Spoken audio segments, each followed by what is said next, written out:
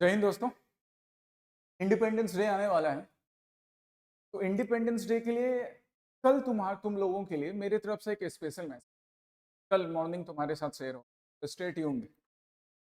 हम pre conquer series पर आते हैं। अब प्री कॉन्कर सीरीज में we were discussing art and culture from NCERT, जिसके पहले जो 2 यूनिट है वो कवर हो चुके हैं। Pre historic rock paintings already covered, arts of the Indus valley ये भी कवर हो चुका है। और आज हम लोग आज के क्लास में क्या करेंगे, ये arts of Mauryan period. Mauryan period में मौर्यन डायनेस्टी के रूलर्स के टाइम में इंडियन आर्ट में क्या क्या कॉन्ट्रीब्यूशंस हुए थे, क्या रेलेवेंस है उसका इंडियन आर्ट के लिए, एग्जामिनेशंस के लिए, उसे हम लोग एमसीक्यू के हेल्प से डिस्कस करें। ठीक है, so this would be the agenda for today's video.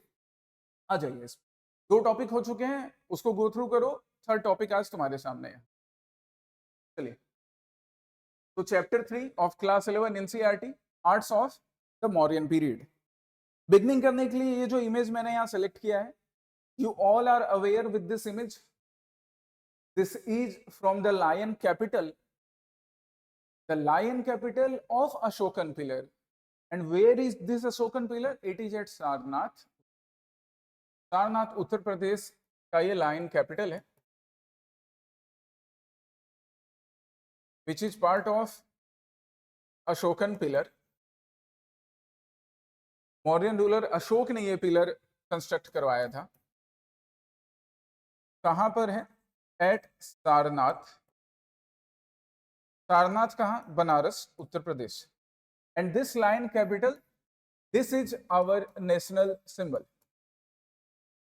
तो अगर ये लाइन कैपिटल अशोकन पिलर का लाइन कैपिटल हमारा नेशनल सिंबल है, इसी पिलर पे जो लिखा हुआ है Satyameva Jayate which has been taken from Upanishad, if that is our national motto, तो फिर art of Mauryan period important topic तो है हमारी। And that's why NCERT has covered it in its class 11 history notebook. ठीक है, आइए हिस्ट्री टेक्स्ट बुक में। चलिए इसे कंटिन्यू करते हैं। फर्स्ट क्वेश्चन जो मौर्यन पीरियड से है, इट इज हियर। पढ़ो इस question. Consider the following statements regarding the beliefs and practices of श्रमण ट्रेडिशन इन एंशिएंट इंडिया। हाँ गाइज, ये सब क्लास 11 की एनसीईआरटी में मेंशन्ड है मौर्यन आर्ट को लेकर, और वहीं से मैंने ये स्टेटमेंट्स लेकर, वहीं से ये स्टेटमेंट्स को, इन कॉन्सेप्ट्स को लेकर एमसीक्यू बनाया तुम्हारे लिए। तो पहला है श्रमण ट्रेडिशन से रिलेटेड क्वेश्चन। तो अब तुम सोच रहे होगे कि सर श्रमण ट्रेडिशन क्या है, we will discuss it, question के थ्रू डिस्कस करेंगे। पहला statement, the Shramana tradition primarily emerged as a reaction against the ritualistic orthodox ideas of the Brahmins and the ritualistic practices of the Vedic religion. देखते हैं कितना सही है या नहीं है। It includes various sects such as Buddhism, Jainism, which emphasize asceticism and meditation. Okay. Third, the Shraman tradition upheld the authority of the Vedas and incorporated their rituals into its practices. अब इन 3 statements है ना, मान लो ऊपर के 2 statement का तुम्हें idea नहीं है, लेकिन प्रेजेंस ऑफ माइंड, हमेशा मैं बोलता हूं presence of mind common sense लगाओ। तो प्रेजेंस ऑफ माइंड लगा कर ही ये स्टेटमेंट 1 और स्टेटमेंट 3 एक दूसरे के कॉन्ट्राडिक्टी हो रहा है। इन दोनों में से कोई एक ही स्टेटमेंट ट्रू होगा। या तो Shramana tradition as a reaction establish हुआ था, एज ए रिएक्शन इसका फॉर्मेशन हुआ था अगेंस्ट वैदिक रिलीजन, या फिर वो उसको सपोर्ट करता था। दोनों में से एक ही चीज होगा ना। इट मींस इन दोनों में एक स्टेटमेंट तो गलत होने वाले हैं। मिल गया एक हिंट। इस हिंट के थ्रू भी आप क्वेश्चन का आंसर बना सकते हो। बोलो बना सकते हो कि नहीं? इसी हिंट से आप मुझे क्वेश्चन का आंसर बना के बताओ। तुम बोलोगे सर उसके लिए 1 और 3 के बीच में कौन सा स्टेटमेंट सही है, ये कैसे डिसाइड करें? 50-50 तक हम पहुंच चुके हैं। कैसे 50-50 तक पहुंच चुके हैं? When 1 is correct then 3 is wrong. तो हमारा आंसर हो सकता है 1 and 2 only, this is a possibility. And when 1 is incorrect then 2 and 3 are correct, तो हमारा आंसर हो सकता है 2 and 3 ओनली। आ गए 50-50 पर। इतना तो तुमने presence of mind common sense लगाकर कर दिया है। अब अगर श्रमण ट्रेडिशन के बारे में नॉलेज होगा तो वो 50-50 100। देख लो श्रमण ट्रेडिशन क्या है। श्रमण ट्रेडिशन गाइस, जो श्रमण ट्रेडिशन है ना, श्रमण ट्रेडिशन रिप्रेजेंट करता है एस्थेटिज्म को। जो हमारे मंक्स होते थे, who renounced their homely settled life, उनको श्रमण बुलाते थे। जिन्होंने अपना घर छोड़ दिया, अपनी फैमिली छोड़ दी और रिनंसिएशन पे निकल गए, कुछ ढूंढने के लिए एस्थेटिक बन गए, फकीर बन गए, झोला उठा के निकल गए, फकीर बन गए, उनको श्रमण बुलाया जाए। अब इसकी बिगनिंग कैसे होती है? तो इसकी बिगनिंग होती है इंडियन सोसाइटी में लेटर वैदिक पीरियड में, जब ब्राह्मणिकल सुप्रीमेसी राइज हो रही थी। इस ब्राह्मणिकल सुप्रीमेसी को काउंटर करने के लिए वेद जो थे वो सोर्स ऑफ नॉलेज थे, लेकिन लेटर वैदिक पीरियड में हम एंशिएंट हिस्ट्री क्लासेस में देखते हैं ना कि डिग्रेडेशन स्टार्ट हो रहा था सोसाइटी में, एक रिजिडिटी आ रही थी, वर्ण सिस्टम, कास्ट सिस्टम बन गया था, विमेन का स्टेटस खराब हो रहा था, रिलीजन में भी रिजिडिटी आ गई थी, रिचुअल्स इतने ज्यादा रिजिड हो गए थे कि आम इंसान के लिए उन रिचुअल्स को परफॉर्म करना, उस रिचुअल्स का मीनिंग जानना, ये भी। तो इन ऑर्थोडॉक्स प्रैक्टिसेस के अगेंस्ट में कुछ लोग, उन लोगों ने अपना घर छोड़ा इस क्वेश्चन के आंसर के लिए कि अगर सफरिंग का रास्ता, अगर ह्यूमन के लाइफ में सफरिंग है, तो सफरिंग को खत्म करने का रास्ता रिचुअल्स के अलावा भी कुछ तो होगा। They came to be known as Shramans. उनको क्या कहा गया? श्रमण कहा, एस्थेटिक कहा। फर्स्ट स्टेटमेंट बिल्कुल सही है, that Shramana tradition primarily emerged as a reaction against the ritualistic orthodoxy. ठीक है, the ideas of the Brahmins, the supremacy of the Brahmins and the ritualistic practices of the Vedic religion, इन सब के against में इस श्रमण ट्रेडिशन, इस aesthetic tradition का rise हुआ। First statement is completely correct. Answer पे अब तुम पहुंच चुके हो, 2 and 3 तो नहीं हो सकता है, हमारा आंसर क्या होगा? डी, 1 and 2 ओनली, क्योंकि जब फर्स्ट करेक्ट है तो थर्ड स्टेटमेंट उसका कॉन्ट्राडिक्टरी स्टेटमेंट बनता है, that Shramana tradition upheld the authority of the Vedas. Upheld नहीं करेंगे, the Shramana tradition actually rejected the authority of the Vedas. That's why third statement was wrong. Answer आपका क्या होगा? 1 and 2 ओनली। 2 पढ़ भी लो। It includes various sects such as Buddhism, जैसे बुद्ध थे, जैनिज्म, इन दोनों के बारे में हम क्लासेस में पढ़ते हैं कि they rejected the authority of Vedas. Sorry, Buddhism Jainism के अलावा आजीविका, इंडियन स्कूल ऑफ फिलोसफी जब मैं पढ़ाऊंगा, उसमें जब क्वेश्चंस करवाऊंगा, वहां आजीविका सेक्ट देखिए, ये वो ऐसा सेक्ट था, एक ऐसी फिलोसफी, एक ऐसी हेटेरोडॉक्स फिलोसफी थी जो कि बिलीव करती थी that everything is written in destiny. हर कुछ किस मक्खली घोषल थे फाउंडर में से। Ajivika philosophy, Charvaka philosophy, Lokayata philosophy भी जिसको बुलाते, करेंगे इंडियन फिलोसफी को डिटेल में। ये सब श्रमण ट्रेडिशन के पार्ट जिन्होंने वैदिक अथॉरिटी को रिजेक्ट कर दिया। तो 1 and 2 आर करेक्ट स्टेटमेंट। हमारा आंसर क्या? डी, करेक्ट स्टेटमेंट ही ढूंढना था आपको ना। D is the answer. जी भाई साहब, नेक्स्ट क्वेश्चन पे चलते हैं। इसी तरह करके करना है, एनसीईआरटी कवर हो रहा है तुम्हारा, एमसीक्यूज भी हो रहा है। And guys, this is equally important for UPSC, APSC, all state PCS examination, even CDS and UPSC examination, क्योंकि इन सब में एनसीईआरटी की रेलेवेंस है, तो छुपा नहीं है, बार बार मुझे तुम्हें समझाने की भी जरूरत नहीं है। Next, consider the following statements regarding the stupas in ancient India. Another very important thing, stupas. पहला statement, stupas may have originated as pre-Buddhist graves in which Shramans were buried. पहले तुमको श्रमण ट्रेडिशन मैंने समझा दिया, तो अब इन श्रमण ट्रेडिशन को बरी करने के लिए, उनके अंतिम संस्कार के लिए क्या प्रैक्टिस अडॉप्ट करते थे? आ गया स्तूप कल्चर। तो यहाँ एक स्टेटमेंट क्या लिखा है कि stupa may have originated as pre Buddhist graves, कि बुद्ध के जन्म के पहले भी स्तूपाज एग्जिस्ट करते थे। समझाऊंगा अभी मैं, पहले ये स्टेटमेंट लिखा है। Second, Buddhist stupas are only one type as there are also Hindu and Jain stupas. इसी फर्स्ट स्टेटमेंट से रिलेटेड सेकंड स्टेटमेंट है कि बुद्धिस्ट स्तूप सिर्फ एक टाइप है, अदरवाइज हमको हिंदू और जैन स्तूप भी मिले। सच है या नहीं है? I will explain. Third, the architectural design of stupas evolved over time, incorporating elements such as gateways, जिसको तोरण बुलाएंगे, circumambulatory paths, जिसको प्रदक्षिणा पथ बुलाएंगे। Fourth statement, whichever culture raises these structures, that is the stupas, its purpose is always the same, to provide a sacred space for people to center themselves on higher thoughts and revitalize themselves spiritually through the energy believed to be present there. ये ऐसे long long statement जब भी आएंगे ना, इसको पढ़ के डरना नहीं है, देख कर डरना नहीं है, पढ़ना है, पढ़कर उसका मीनिंग समझने की। तो ये 4 स्टेटमेंट आपके पास थे, उसके बेसिस पे आपसे ये क्वेश्चन पूछा जा रहा था कि find the correct statement by using code below. तो एक एक करके सारा स्टेटमेंट देखते हैं। पहला स्टेटमेंट जो है, पहला स्टेटमेंट है that stupas were existing even pre Buddhist time. Yes, आज के बाद से याद रखिएगा आप कि जो स्तूपाज होते हैं, ये जो स्तूपाज है जिसकी हम बात कर रहे हैं, तो स्तूपाज हैं, they existed even before Buddha.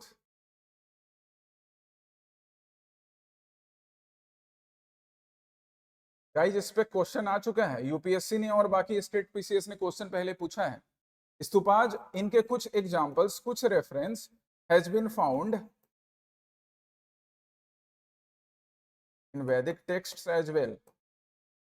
वैदिक टेक्स्ट में भी स्तूपाज के कुछ एग्जांपल मिले हैं। हाँ, ये अलग बात है कि मौर्यन रूल के टाइम में, अशोक के रूल के ऑनवर्ड्स स्तूपाज का कंस्ट्रक्शन बहुत ज्यादा हुआ। ऐसा कहा जाता है the Ashok constructed more than 84,000 stupas, ज्यादा स्तूपाज उसने बनाए, तो इसलिए ज्यादा पॉपुलर हुआ। बट इसका मतलब ये नहीं है कि बुद्ध के पहले एग्जिस्ट नहीं, बिल्कुल करता था, प्री बुद्धिस्ट टाइम में या बुद्ध के एग्जिस्टेंस से पहले भी एग्जिस्ट करता था। कुछ रेफरेंस हमको वैदिक टेक्स्ट में भी। पहला स्टेटमेंट, और जब पहला स्टेटमेंट ट्रू है, फिर सेकंड स्टेटमेंट भी ट्रू होगा ना, दैट स्तूपाज या Buddhist stupas is only one type, there are Hindu and Jain stupa. Second is also true कि बुद्ध स्तूप सिर्फ एक टाइप है, हिंदू और जैन स्तूपाज भी एक हैं।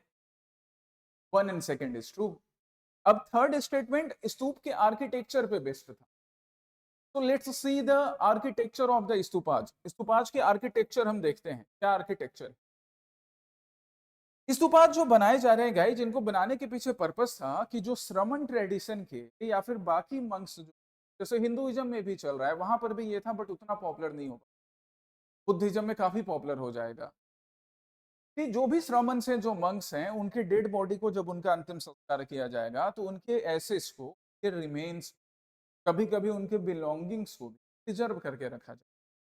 तो प्रिजर्व करके रखने के लिए, जैसे आसाम में यहाँ हम लोग मैदाम बनाते हैं ना, सरायदेव मैदाम अभी यूनेस्को वर्ल्ड हेरिटेज साइट में आया, हुआ, तो वो राजाओं के लिए किया जाता था, यहाँ पे बुद्ध के लिए, बाकी जैन मंक के लिए है।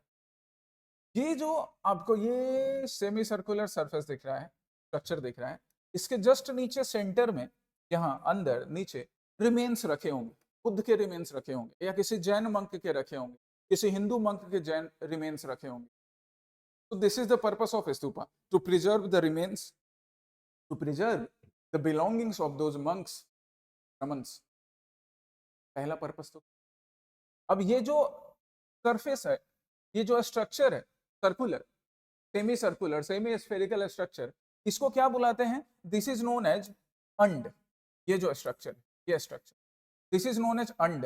अंडा मत पढ़ना इसको, एग माने अंडा, संडे हो या मंडे, रोज खाओ अंडे, वो नहीं पढ़ना है, अंड पढ़ना है। अंग्रेजी ने काफी हमारा बेड़ा गर्क किया है। कर्म और रीत वाला क्वेश्चन भी मैंने करवाया है, जिसमें रीत में ए लगा देने से वो रीटा हो जाती है। तो रीटा वहां कोई लड़की नहीं, रीत है। रघुकुल रीत सदा चली आई, प्राण जाए पर वचन न जाए, वो रीत। यहाँ पर भी ये अंडा नहीं है, संडे और मंडे रोज का वनडे वाला अंडा नहीं, अंड है। अंड के शेप का, अंडाकार है, इसलिए अंड बुला। तो ये अंड हो गया। अब अंड के ऊपर यहाँ पे ये रेलिंग देख रहे हो, ये रेलिंग जैसा structure, rectangular railing, rectangular railings. इसको क्या नाम दिया गया? इसको नाम दिया गया harmika. What do we call it? Harmika. Parts याद रखिएगा ये सब, इवन यहां से भी क्वेश्चन बनते हैं। ये स्तूप आर्किटेक्चर है, कभी टेंपल आर्किटेक्चर भी डिस्कस करेंगे इसी क्लास 11 के एनसीईआरटी। तो ये जो रेक्टेंगुलर रेलिंग है, that is known as harmika, और उसके ऊपर एक छत्र लगा हुआ रहेगा। हिंदू टेंपल में फ्लैग लगाते हैं जिसको ध्वज बोलते हैं, यहाँ पे ऐसे छत्र लगा हुआ रहेगा, ये कलश लगे हुए हैं, इसको छतरी बोल रहे हैं या छत्र बोल रहे हैं। कहीं कहीं पर फ्लैग्स भी साथ में लगाए जाते हैं, क्योंकि आगे जाके महायान बुद्धिज्म में फीचर्स मोस्ट बाहर निकलते हैं, अब आगे आते हैं, यहाँ पे एक रेलिंग बनाई गई है, inner railing, inner railing.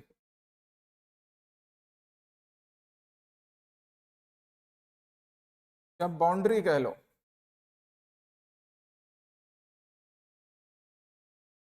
Inner railing या इनर बाउंड्री, इसका नाम क्या है? Known as Medhi. इसको मेधी बुलाएंगे। और मेधी के दोनों साइड, अगर यहाँ पे मेधी अवेलेबल है तो मेधी के इस साइड में भी ये वाला साइड, और मेधी का outer side, inner as well as outer side में सर्कम्बुलेटरी पाथ होगा चक्कर लगाने के लिए, इसको प्रदक्षिणा पथ बोलेंगे। हिंदूज भी करते हैं ना, मंदिर में पूजा करवाने के बाद आप कामाख्या मंदिर गए या किसी भी मंदिर गए तो हाथ जोड़कर मंदिर का एक चक्कर पर कंप्लीट करते हैं, सर्कम्बुलेशन, दैट इज नोन एज प्रदक्षिणा पथ। ये चीज यहाँ पर है। अगर मेधी प्रेजेंट है, ये रेलिंग या बाउंड्री प्रेजेंट है, उसके इनर साइड में और आउटर साइड में क्या रहेगा? प्रदक्षिणा पथ रहेगा। ये प्रदक्षिणा पथ जो यहाँ मेंशन, इनर साइड वाला पाथ या आउटर साइड वाला पाथ, ये बन जाएगा प्रदक्षिणा पथ, प्रदक्षिणा पथ। और सबसे आउटर रेलिंग या सबसे आउटर बाउंड्री, सबसे आउटर बाउंड्री है, ये आउटर मोस्ट है, ये आउटर मोस्ट बाउंड्री है, सबसे बाहर है। This outermost boundary is known as what? Vedika. क्या बुला रहे हैं? वेदिका बुला रहे हैं। याद रखो, अंड एक spherical shape, semi spherical shape, जिसके अंदर रिमेन्स हैं। अंड के ऊपर टॉप पर रेक्टेंगुलर रेलिंग्स, जालीदार, इसको बोलेंगे हर्मिका। उसके साथ ऊपर छत्र या छतरी लगा है, कहीं ध्वज भी लगा सकते हैं। यहाँ एक जो अंड के बाहर जो रेलिंग बनी है या बाउंड्री बनी है, that is known as medhi. Medhi के दोनों साइड सर्कम्बुलेटरी पाथ और pradakshina path would exist. The outermost boundary is known as vedika and this gates, बाकी ये जो गेट आपको दिख रहे हैं, ये हो गया एक गेट हो गया, ये एक गेट हो गया, ये एक एंट्रेंस हो गया। इन गेट्स को, एंट्रेंसेस को, ये 1 2 3 4 कई हो सकते हैं, इन एंट्रेंसेस को ही हम क्या बुलाएंगे? Torana. This is the stupa architecture. Stone as well as, mostly ये स्टोन को यूज करके बनाए जाते थे, बट कुछ स्तूपाज में ब्रिक्स का भी यूज किया गया है। ये स्तूप आर्किटेक्चर है, ध्यान रखो इतना, प्रीलिम्स मेंस दोनों में काम आएगा। और अब अपने क्वेश्चन पर आ जाओ, let's see that question. Okay, question देखिए। Question, stupas may have originated as pre Buddhist grave. बिल्कुल भाई सही है स्टेटमेंट, क्योंकि मैंने बोला कि ऋग वैदिक पीरियड में वेदास वैदिक लिटरेचर में भी mention. Second, Buddhist stupas are only one type as there are also Hindu and Jain stupas. बिल्कुल सही। Third, the architectural design of stupas evolved over time having toran as well as pradakshina path। Hindu temple के features हैं, present हैं, correct. Fourth, whichever culture raises these structure, these stupas have a purpose to provide a sacred space so that people can center themselves around higher thoughts as well as revitalize themselves using spiritual energy है। अब जहां पे बुद्ध की remains हैं, तो लोगों का belief है कि बुद्ध के रिमेन्स जैसे वहां पे एनर्जी, और उसी एनर्जी के पास हम प्रेयर करेंगे तो बुद्ध की एनर्जी, उसी स्तूपाज के पास प्रेयर हॉल बनेगा। बुद्धिज्म में प्रेयर हॉल को क्या बुलाते हैं? बता दो जल्दी से, बता दो जल्दी। बुद्धिज्म में प्रेयर हॉल को क्या बताते हैं, बुलाते हैं? दैत्य। और रहने की जगह को, ड्वेलिंग प्लेस को क्या बुलाते हैं? हार। किसी विहार से प्रेजेंट डे स्टेट हार बनेगा। तो जहां पे स्तूप है वहां पे लोग पॉजिटिव एनर्जी फील करेंगे, वहां पे फील करेंगे अटैचमेंट। फोर्थ भी सही। इसका मतलब चारों स्टेटमेंट सही हैं। आपसे पूछ रहा है करेक्ट स्टेटमेंट ढूंढने, ऑल 4 स्टेटमेंट्स सही हो गया। गुड, आगे चलो।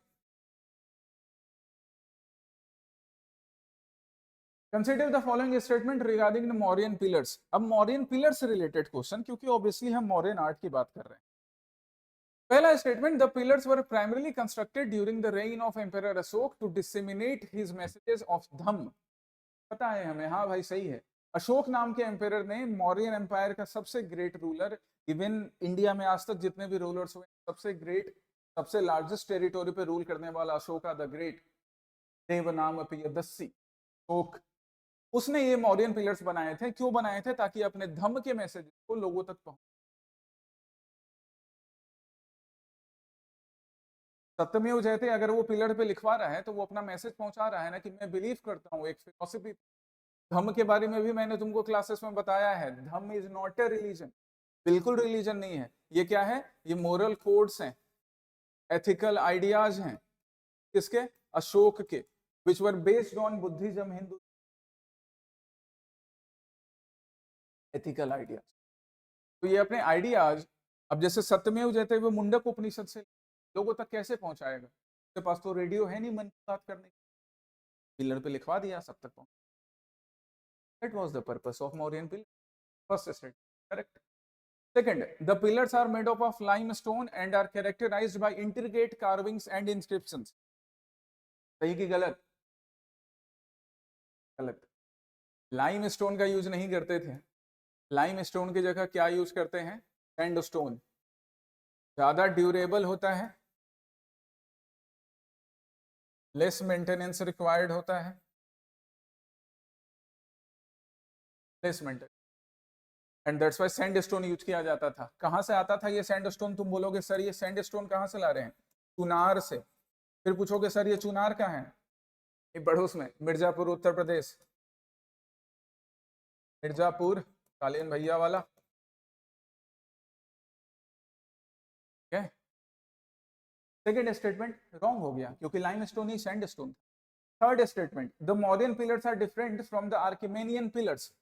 आर्किमेनियन पिलर और ग्रीक पिलर्स भी बुला सकते हो इस। आर्किमेनियन पिलर से या ग्रीक पिलर से मौर्यन पिलर्स डिफरेंट होते थे। कैसे डिफरेंट होते थे? तुम पूछोगे सर डिफरेंट कैसे होते थे? ऐसे होते थे डिफरेंट। आइए, ये मौर्यन पिलर का एग्जांपल है।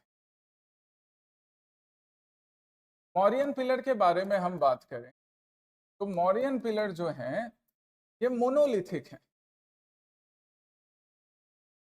एक ही पत्थर से बना हुआ। वहीं दूसरी तरफ आर्किमेनियन पिलर जो है या ग्रीक पिलर जो है,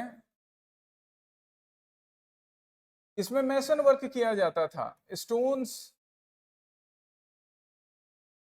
were used, actually added,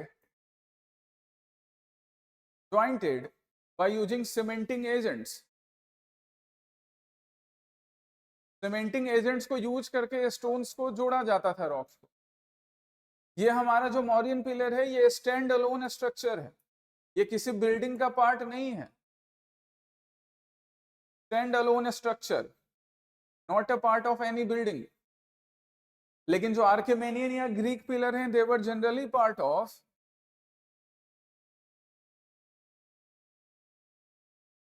palaces और एनी अदर स्ट्रक्चर्स। ये डिफरेंस हो गया। मौर्यन पिलर में काफी बढ़िया यहाँ पे पॉलिश की गई है। हाँ, कुछ हमें आर्किमेनियन पिलर भी मिले जिस पर भी पॉलिश की गई। अशोक ने अपने मौर्यन पिलर का यूज क्या किया? धम्म को प्रोपेगेट करने के लिए, अपने आइडियाज लोगों तक पहुंचाने के लिए। जैसे ये जो पिलर है ये सारनाथ का पिलर है, देखकर भी तुम्हें लग रहा हो, you all have seen first image. Sarnath pillar Uttar Pradesh, यहीं पर लिखा हुआ है सत्यमेव जयते। मौर्यन पिलर में एक खास बात क्या है? मौर्यन पिलर के टॉप पर ये जो स्ट्रक्चर है ना, टॉप पे स्ट्रक्चर, इसी को कैपिटल बुलाते हैं मौर्यन पिलर में। This is known as capital of Mauryan pillar. This is known as capital of Mauryan pillar. Capital जिस यहां पर रखा हुआ है सपोर्ट पे, this is known as abacus. जहां पे डिफरेंट एनिमल्स मेंशन्ड है, एलिफेंट मेंशन्ड है, बुल मेंशन्ड है, हॉर्स मेंशन्ड है, लायन मेंशन्ड है। और एबेकस के नीचे एक इन्वर्टेड लोटस है, उल्टा शेप में lotus, bell shaped, bell shaped inverted lotus. ये सब सारनाथ का पिलर है। हर अलग अलग पिलर में अलग अलग आर्किटेक्चर मिलेगा। ये सबसे बेस्ट प्रिजर्व्ड फॉर्म, हमारा नेशनल सिंबल भी ऊपर वाला ही पार्ट है और नीचे ये पिलर हो गया। इसके बेस में जिसको बरी किया जाता है उसमें जनरली डिजाइन्स नहीं मौर्यन पिलर्स में, लेकिन कुछ आर्किमेनियन पिलर में जो बरीड पार्ट भी है उसमें भी डेकोरेशन किया होता था। These are the differences from Mauryan and Achaemenian और Greek. ये differences. क्या आ जाइए क्वेश्चन पर अब अपने. क्वेश्चन क्या है? First statement was correct, second was wrong, क्योंकि सैंडस्टोन यूज करते हैं. The Mauryan pillars are different from आर्किमेनियन. बिल्कुल सही बात है भैया.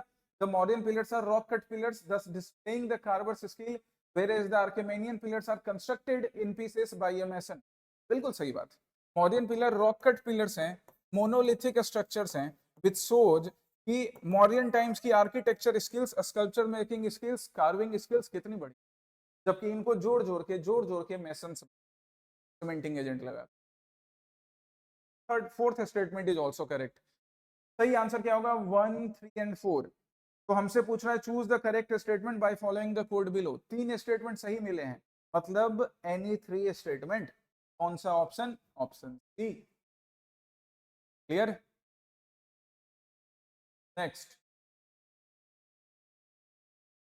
कुछ एग्जांपल देखो मौर्यन पिलर का. ये मौर्यन पिलर सनकीशा पिलर है, याद रखना, सनकीशा पिलर उत्तर प्रदेश. इस मॉडर्न पिलर सनकीशा पिलर की क्या स्पेशलिटी है कि यहाँ जो सनकीशा पिलर है ये एलिफेंट है, अभी टूटा हुआ पार्ट है, हो सकता है किसी इन्वेडर ने तोड़ दिया होगा. इसके साथ एक मैसेज है. मैसेज ये है कि बुद्ध का भी दोबारा जन्म हुआ था, बुद्ध वापस से फिर से आए थे. ये स्टोरी इस सनकीशा पिलर के साथ एसोसिएट. लौरिया नंदनगढ़ का पिलर, ये लौरिया नंदनगढ़ वेस्ट चंपारण डिस्ट्रिक्ट बिहार में है. चंपारण, गांधी जी का पहला experiment Champaran Satyagraha. Lauriya Nandangarh pillar of Ashok, west Champaran. Champaran का मीट और तुम्हारे चंपारण के प्रशांत सर चंपारण के अभी भी है. ये पिलर देख सकते हो, यहाँ पर भी ऊपर में लाइन है जिसका फेस थोड़ा सा टूट गया है due to known and known reasons. Lauriya Nandangarh के साथ लौरिया अरेराज भी है. This Lauriya Areraj pillar is in east Champaran. Champaran को हम वेस्ट और ईस्ट चंपारण में डिवाइड करते हैं, तो अरेराज ईस्ट चंपारण, नंदनगढ़ वेस्ट चंपारण. यहाँ पे इसका ऊपर का कैपिटल टूटा हुआ है, नहीं हमें बस इतना ही पिलर है polished. Another pillar Allahabad pillar Uttar Pradesh, जो प्रयागराज में है. अभी ये जो मिलिट्री कैंपस है उसके अंदर है, इलाहाबाद में मिलिट्री कैंट के अंदर है. तो ऐसे ही रोज घूम के जाने के लिए आपको एक्सेसिबल नहीं है, पार्क जैसा नहीं है, बट आप जा सकते हो परमिशन ले. ये वही सेम पिलर है गाइज जिसके वजह से, जिसके बारे में हम लोग पढ़ते हैं कि एक गुप्त रूलर, कौन सा गुप्त रूलर? समुद्रगुप्त. उसने भी अपने इंस्क्रिप्शन यहाँ लगवाए थे. कौन से लैंग्वेज में? कौन से लैंग्वेज में? गुप्त रूलर्स हैं संस्कृत लैंग्वेज यूज कर. अशोक जहाँ पे पाली प्रकृति यूज कर रहा है, ये ओरिजिनली अशोक का ही पिलर है, बट बाद में गुप्त रूलर समुद्रगुप्त के कोर्ट पोएट हरिसेन ने यहाँ संस्कृत में समुद्रगुप्त के मिलिट्री अचीवमेंट के बारे में लिखा. बुलाते हैं ना एक पिलर, उसके साथ 2 रूलर्स की कहानी. एक और रूलर बचा है जहांगीर, जो इसको प्रयागराज से उखाड़ के ले जाकर इलाहाबाद फोर्ट में लगा देगा. इलाहाबाद फोर्ट कैंपस में, जहां भी वही military camp, fort campus. 3 rulers associated हो गए. Originally built by Ashok. Second, Samudragupta also mentioned his inscriptions, his military achievements in Sanskrit. Third, the Mughal ruler Jahangir decommissioned it, reinstalled it in Allahabad Fort campus. याद रखिए इतना Ashokan pillar के बारे में. Next question, consider the following statements regarding the Didarganj Yakshini statue. काफी important session है ये art and culture का, मौर्यन आर्ट का. देखो इसको, दीदारगंज यक्षिणी स्टैच्यू से रिलेटेड क्वेश्चन. नया है थोड़ा वर्ड तुम्हारे लिए, बस सीखो, एनसीईआरटी है, इंपॉर्टेंट है. The Didarganj Yakshini is a life-sized sculpture made of sandstone for its polished surface and intricate details. Question बोल रहा है कि दीदारगंज यक्षिणी एक लाइफ साइज, एक बढ़िया स्टैचू है जिसका स्ट्रक्चर सैंडस्टोन से किया गया है, पॉलिश्ड सरफेस में, तो बेसिक इंट्रिकेट डिटेल्स के साथ एक बेस्ट कार्विंग स्किल को करता है. दिस इज दीदारगंज यक्षिणी. अभी पटना म्यूजियम में है guys Didarganj Yakshini. Look at this culture, sandstone का बना हुआ, पॉलिश्ड सरफेस, ह्यूमन बॉडी के, फीमेल ह्यूमन बॉडी के हर पार्ट पे फाइन वर्क करके, क्लोथ पे फाइन वर्क करके मेंशन किया गया है. क्लोथ्स की डेपरिंग देखो, बॉडी पार्ट्स देखो, इवन फेस पे अभी भी एक स्माइल रिप्रेजेंटेड है। यहाँ हाथ में एक दिख रहा है तुम्हें, एक कपड़े का ये होल्ड किया हुआ राइट हैंड में, this is the right hand of यक्षिनी, right hand, right hand. ये राइट हैंड में जो है डिवाइस, इसको बोलते हैं चौरी, चौरी ऐसे कपड़े का चौरी। गुरुद्वारे जाते हो, गुरुद्वारे में जो ज्ञानी जी होते हैं वो गुरु ग्रंथ साहिब पे ऐसे तो झुलाते रहते हैं ना, पंखा टाइप का, वैसा ही कुछ चौड़ी। और जो लेफ्ट हैंड है यक्षिनी के स्टेचू का, that is broken, left hand is broken. Left hand में क्या था हमें नहीं पता है, that is broken, left hand is broken. Yakshini कौन है ये यक्षिनी? तो दिस यक्षिनी, यक्ष और यक्षिनी दो चीज हैं। यक्ष होते हैं डेमी गॉड्स, यक्षिनी के गॉडेस। ये डेमी गॉडेस यक्षिनी कहा जाता है कि ये कुबेर के साथ हैं।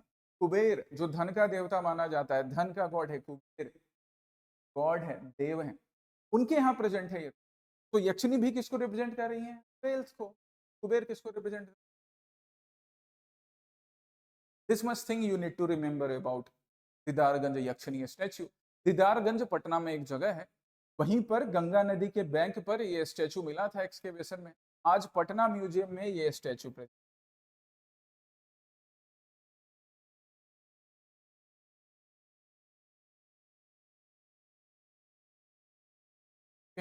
अब इस पे बेस्ड जो क्वेश्चन है, क्वेश्चन को कर लेते हैं, आ जाओ।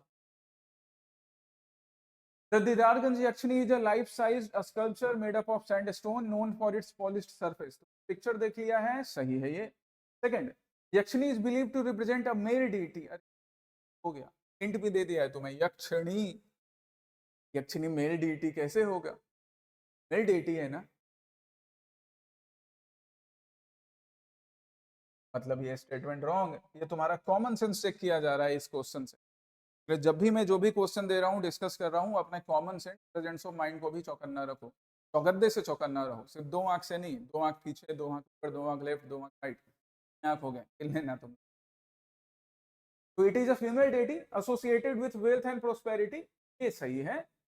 वॉज डिस्कवर्ड इन 1917, ये भी सही है। On the banks of river Ganga in Patna, local resident इसकी वर्शिप करते।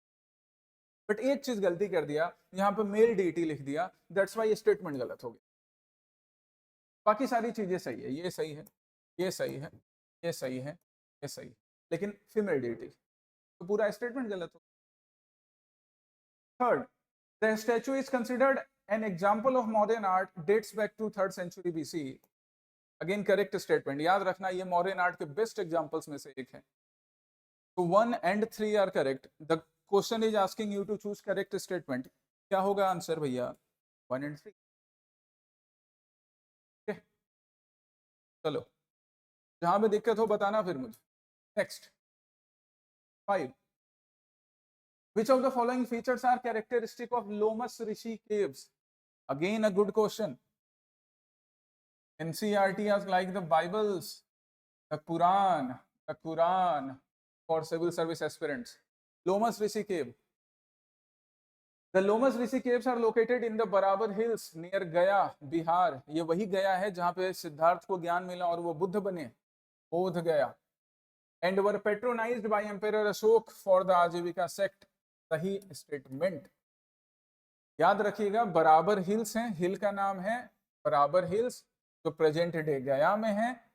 यहाँ पे बहुत सारे केव्स हैं, अभी मैं तुमको दिखाऊंगा कौन कौन से केव्स हैं बराबर हिल वाले रेंज। सिर्फ एक लोमस ऋषि नहीं, बराबर हिल वाले रेंज में करण चौपर केव है, लोमस ऋषि केव है, सुदामा केव है, एंड विश्वकर्मा केव है। ये चारों के चारों केव्स कौन से हिल रीजन में? बराबर हिल्स रीजन में। This is one of the example of Lomas Rishi. ये लोमस ऋषि केव का एंट्रेंस है। ऐसे ये कर्विकल शेप में एंट्रेंस बना हुआ है, यहाँ पे इंग्रेविंग्स की हुई है, यहाँ पर बने हुए स्कल्पचर्स, एलिफेंट, बाकी एनिमल्स, बाकी यहाँ जाली वर्क, नेट वर्क किया गया है। अंदर केव है प्रॉपरली। इसी के लेफ्ट साइड में सुदामा केव है, कुछ दूरी पे विश्वकर्मा केव है, बराबर हिल्स। तो बराबर हिल्स में ये 4 केव, करण चौपर, लोमस ऋषि, विश्वकर्मा एंड सुदामा। ठीक है से चलिए, ये भी मौर्यन आर्ट का एक एग्जाम्पल है। Rock cut architecture of Mauryan period, उसका एग्जाम्पल। रॉक कट आर्किटेक्चर, पत्थर को कट करके रॉक कट केव्स बनाएंगे। किसके लिए बनाया गया था? तो जनरली हमारा जो अशोक है, अशोक रूलर, उसने ये केव्स मोस्टली किसको बनाकर दिए? आजीविका सेक्ट। ये वही आजीविका सेक्ट है गाइस जिसके बारे में अभी मैंने बताया, एक फिलॉसफी जो डेस्टिनी पे बिलीव करती है। अशोक का फादर बिंदुसार आजीविका, एक बड़ा भरोसा। अशोक तो वैसे बुद्धिज्म से रिलेट हो गया, ज्यादा बुद्धिज्म एडॉप्ट भी कर लिया उसने, फादर के आइडियाज को, अपने फादर की जो बिलीफ थी उसको फॉलो उसने करा उसको। और यहाँ पर लोमस ऋषि केव आजीविका सेक्ट को donate. The caves are known for their intricate carvings and are considered an early example of rock cut architecture. Intricate carvings अभी हमने देखा कि किस तरह से एलिफेंट और बाकी फिगर्स उसमें। Third statement, the interior of the caves include a चैत्य hall used for worship. हाँ, केव के अंदर में एक चैत्य है जो कि वर्शिप के लिए, मेडिटेशन के लिए, प्रेयर के लिए यूज किया जाता था। इट इज करेक्ट स्टेटमेंट, क्योंकि चाहे वो आजीविका सेक्ट हो या कोई और सेक्ट हो, प्रेयर देगा है केव के अंदर। Fourth, the caves exhibit an ogee shaped arch. अब तुम बोलोगे सर ये ओजी शेप्ड आर्क क्या है? वही दो आर्क मिलाकर ऐसे जो ये बना था, ओजी शेप्ड आर्क बोलते। So the cave exhibit an OG-shaped arc, which is significant feature of Indian rock cut architecture. Correct, याद रखना आज से, इसलिए मैंने ये टर्म यहाँ मेंशन करा है क्वेश्चन में, ओजी शेप्ड आर्क, वैसा आर्क का form. All the four statements are correct, and so in order to find the correct statement, the correct answer would be D.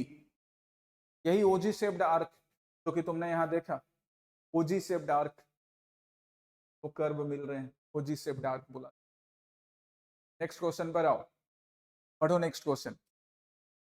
Detail में इसी तरह एनालिसिस करना है हमें। नेक्स्ट पढ़ो।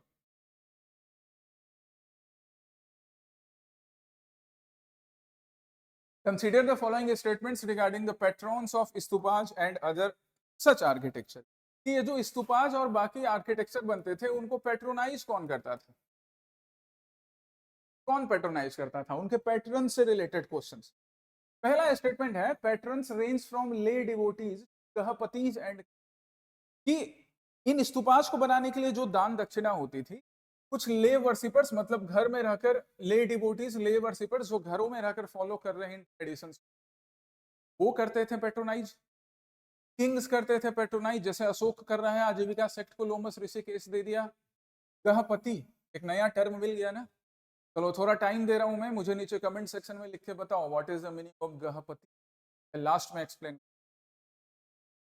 Next, donation by the guilds, guild जिनको श्रेणी बोलते हैं, और also mentioned at several site. बिल्कुल, जो बिजनेस ग्रुप होता था, बिजनेस ग्रुप जिनको गिल्ड बुला रहे हैं या श्रेणी बुला रहे हैं, याद रखिएगा श्रेणी इंग्लिश में गिल्ड, वो भी डोनेट करते थे, करेंगे, बिजनेसमैन तो डोनेट करेंगे। Second is correct.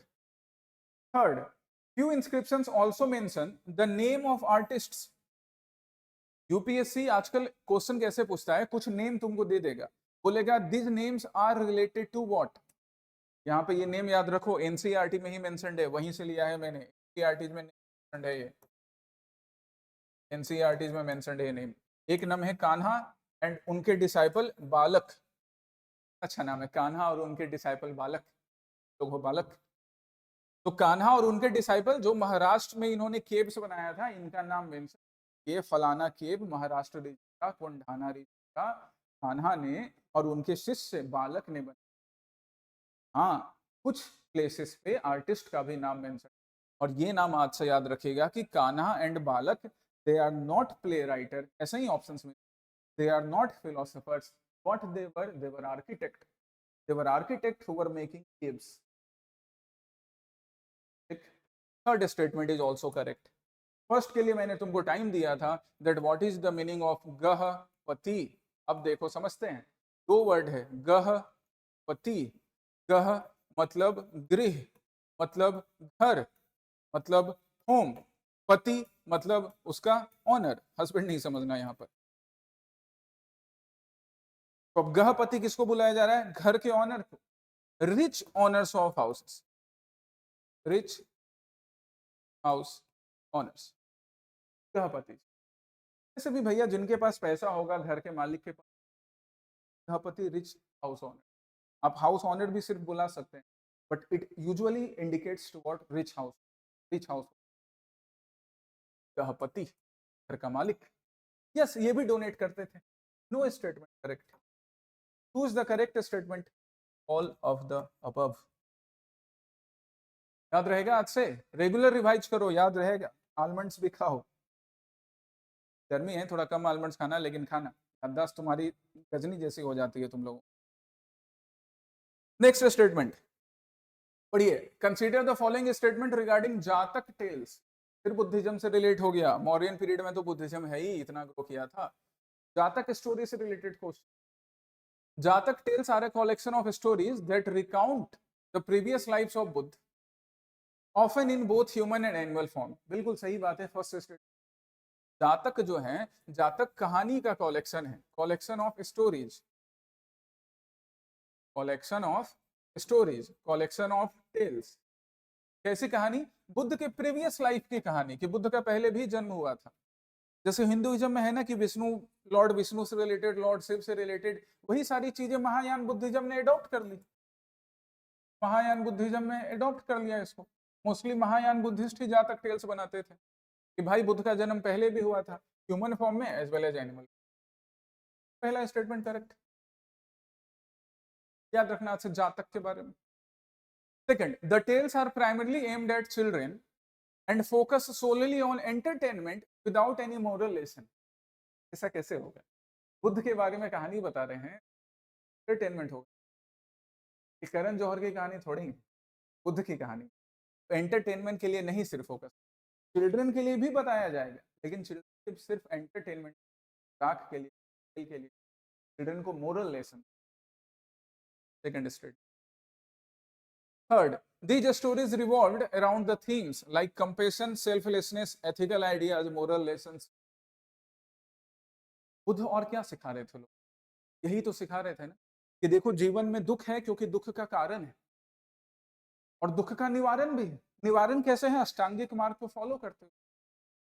तो अगर क्वेश्चन एग्जामिनेशन में नहीं बोल रहे हैं इसका दुख है, तो उसका कारण है कि आपने अच्छे से पढ़ाई नहीं की, आपने सही सोर्सेज से क्वेश्चन प्रैक्टिस नहीं किया। का निवारण भी है कि आप सही सोर्सेज से क्वेश्चन प्रैक्टिस कीजिए, और निवारण का रास्ता है अष्टांगिक मार्ग। यहाँ पर है प्री कॉन्कर सीरीज। कनेक्ट करो गाइज, इंसान अपनी जिंदगी में हर चीज को हिस्ट्री से कनेक्ट कर सकता है, बताओ सही है कि नहीं? Third statement is correct. तो करेक्ट कोड ढूंढिए, 1 और 3 दिख रहा है क्या?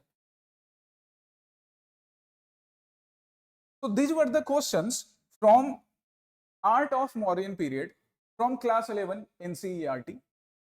ये था आज के चैप्टर में। Keep revising, keep studying, right. Independence day के लिए जो स्पेशल मैसेज है, tomorrow I will share it with you. Till then take care, study well, जय हिंद।